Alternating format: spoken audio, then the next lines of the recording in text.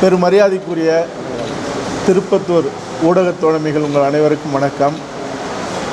என்னுடைய கனவே கலையாத மகிழ்ச்சி திரைப்படத்திற்கு பிறகு, ஆட்டோ சங்கர் சந்தனக்காடு நெடுந்தொடருக்கு பிறகு நான் நடித்து இயக்குகிற படம் படையாண்ட மாவீரா.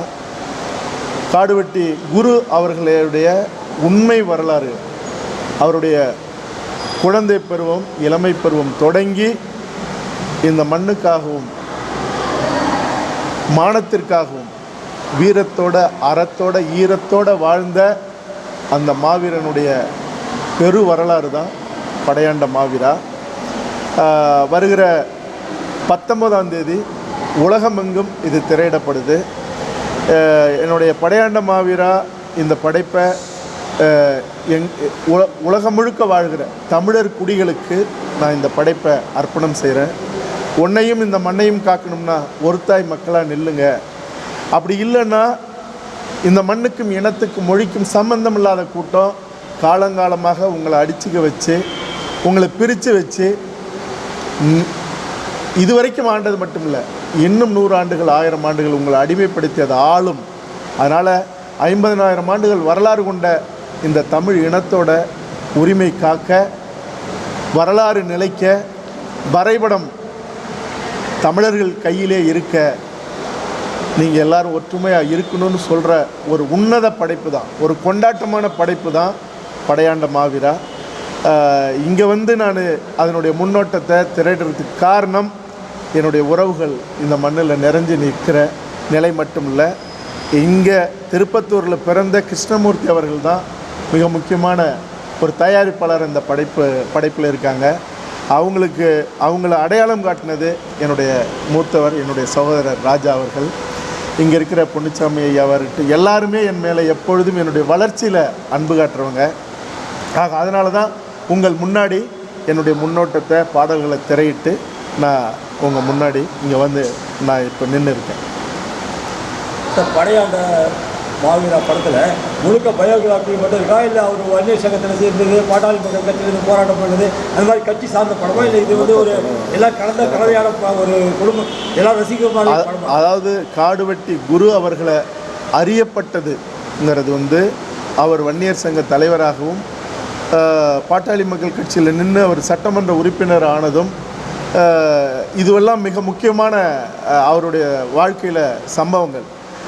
அது இல்லாமல் நான் எடுக்க முடியாது. அதனால் நேர்மை கொண்டு என்னென்னலாம் சொல்லணுமோ அத்தனையும் நான் சொல்லியிருக்கேன். இன்னும் சொல்லப்போனால் இந்த உலகத்துக்கு தெரியாத அவர் மீது திட்டமிட்டு கட்டமைக்கப்பட்ட ஒரு பிம்பம் இருக்குல்ல, ஒரு ஜாதி வெறியன்னு, அந்த பிம்பத்தெல்லாம் தகர்க்கிற அவர் வாழ்க்கையில் அவர் தகப்பன் ஜெயராமன் மட்டும் இல்லை, ஒரு கம்யூனிஸ்டவாதி, அவர் தாத்தா ரத்தினசாமி படையாச்சு. இந்த 3 தலைமுறையும் அந்த மண்ணில் அங்கே வாழ்கிற தமிழர் குடிகள் சமமாக கௌரவமாக வாழ, மானத்தோடு வாழ, உரிமை பெற்று வாழ இந்த 3 தலைமுறையும் நின்ற நிலை இருக்குல்ல, மெய் சிலிர்ப்பானது. எல்லாத்துக்கும் மேலே அவர் சட்டமன்ற உறுப்பினராக இருக்கும்போது 35 கிராமங்களை மறுபடியும் நிலக்கரிக்காக அபகரிக்க பல 100 கோடிகள் இவருக்கு பேரம் பேசி இவரை தன் வசம் இழுக்க நின்ற போதெல்லாம் எப்படி நேர்மை கொண்டு சத்தியத்தோட அறத்தோட வீரத்தோட அந்த மண்ணில் நிற்கணுமோ, நின்று யுத்தம் செய்யணுமோ, யுத்தம் செஞ்சு அந்த மண்ணை காப்பாற்றணுமோ, அதையெல்லாம் செஞ்சு முடித்த அந்த மாவீரனுடைய வரலாறு முழுவதுமாக இந்த படைப்பில் வரும்.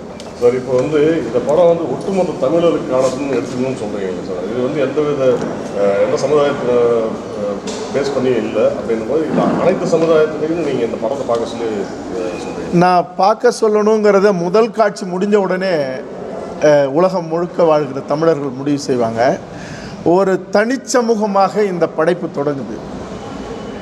ஆனால் படம் முடியும் போது உடல் சிலிர்க்க, ஆன்மா சிலிர்க்க, இது ஒரு தமிழ் சாதி படமாக முடியும். அதனால் இந்த படைப்பு மேலே கரைப்படுத்தி காயப்படுத்தி எத்தனையோ பேர் வன்மம் கொண்டு எவ்வளோ எழுதுகிறாங்க. முகநூரில் எழுதுகிறாங்க, ட்விட்டரில் எழுதுகிறாங்க, இன்ஸ்டாவில் எழுதுகிறாங்க, பதிவுகள் போடுறாங்க. எது போட்டாலும் யார் மீதும் எனக்கு எந்த கோபமும் இல்லை, மாறாக பரிதாபம் தான்.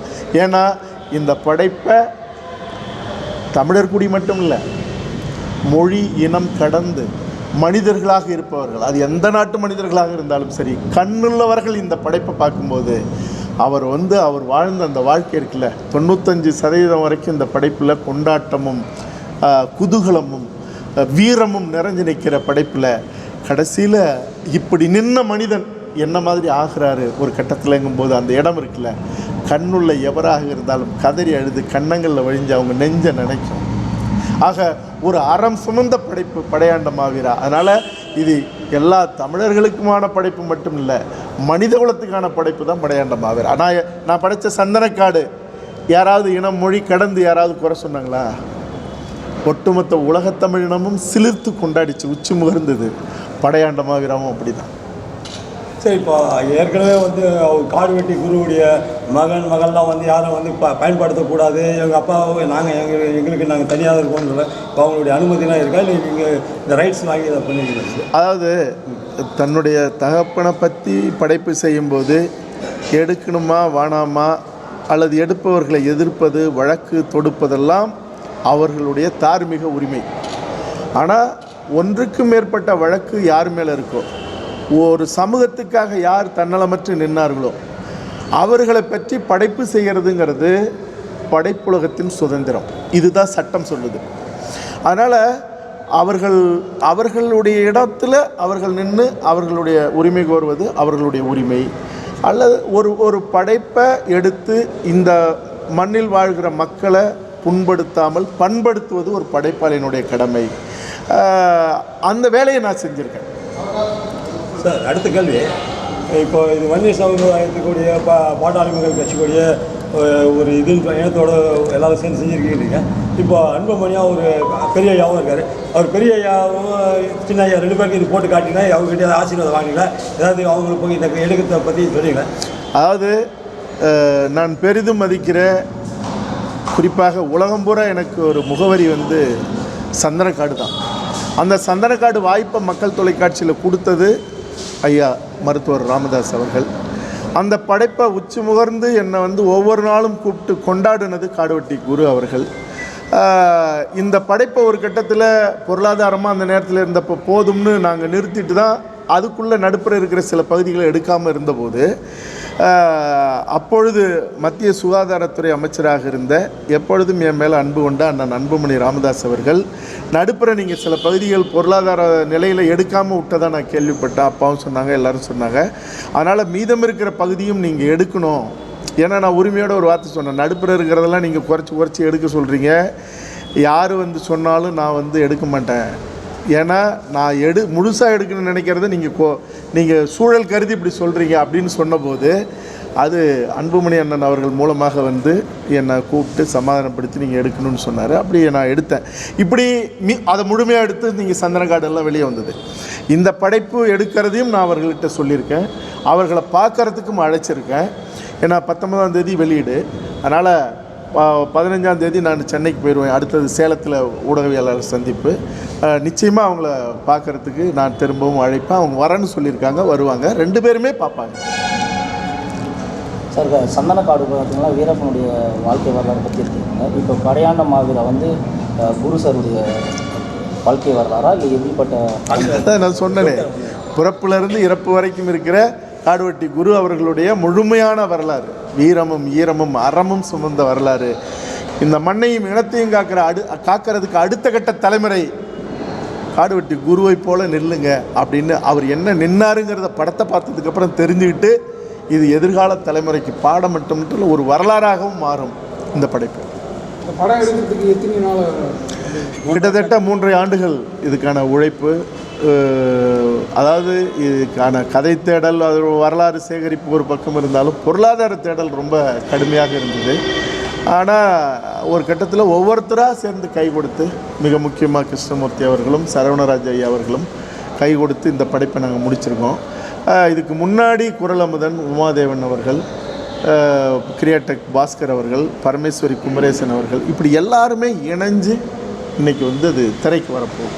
இந்த திரைப்படம் வந்து பார்த்தீங்கன்னா தமிழகம் முழுவதும் வருதா இல்லை குறிப்பிட்ட இது மட்டும்? உலகம் முழுக்க வருது. உலகம் எல்லா சினிமா உலகம் முழுக்க வருது. சார் இப்போ பயோகிராஃபியை வச்சு நீங்கள் சந்தனக்காடு இப்போ இது எடுத்துருக்கீங்க. இப்போ உங்களுடைய சமுதாய போராளி ஐயா அவரு 85 வருஷமாக போராடி இருக்காரு. அவர் வச்சு ஏதாவது பயோகிராஃபி எடுக்கிற ஒரு ஐடியா இருக்காரு? இல்லை, நான் இந்த படைப்பை எடுத்துக்கிட்டு இருக்கிற காலகட்டத்துக்கு கொஞ்சம் நீண்ட காலகட்டம் ஆயிடுச்சு. அதனால் அதை வந்து சேரன் அவர்கள் எடுப்பதாக அறிவிப்பு வந்திருக்குது. அதனால் ஏன்னா வைகோ வச்சு எடுத்தாங்க அவருடைய வாழ்க்கை வரலாறு. அதாவது இது இல்லை சேரன் எடுக்கிறாரு. எடுக்கிறாங்க பயோகிராஃபி எடுக்கிறாங்க. நல்லது. நன்றி.